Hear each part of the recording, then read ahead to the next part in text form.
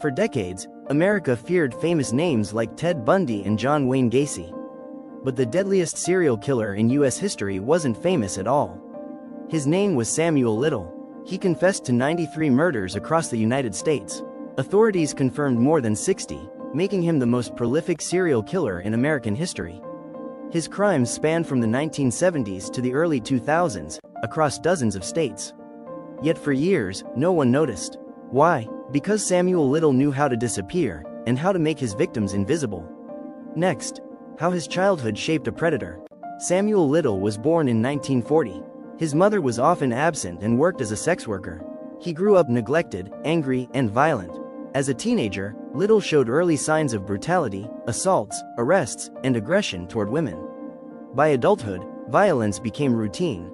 He drifted across the country, never holding steady work, never forming real relationships. And wherever he went, women began to vanish, but no patterns were connected. No alarms were raised, because Little didn't hunt the wealthy. He hunted the forgotten. Samuel Little targeted marginalized women, sex workers, drug users, homeless women. People society often ignored. He strangled his victims, leaving little evidence. No weapons, no witnesses. Police frequently assumed overdoses or accidents. Even when Little was arrested, sometimes dozens of times, he was released again. He blended in as a drifter, a nobody. And that was his greatest weapon. For decades, he kept killing.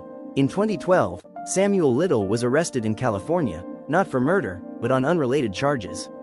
DNA evidence finally connected him to multiple cold cases. He was sentenced to life in prison.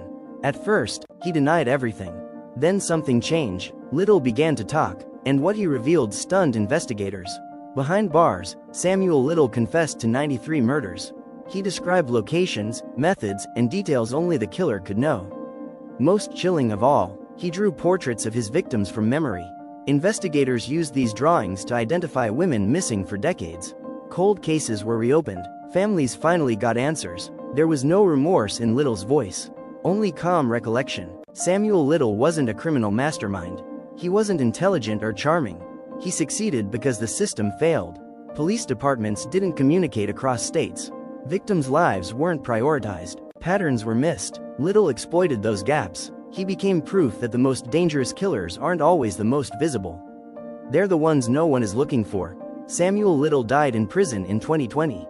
But his story left behind uncomfortable truths. How many victims were ignored?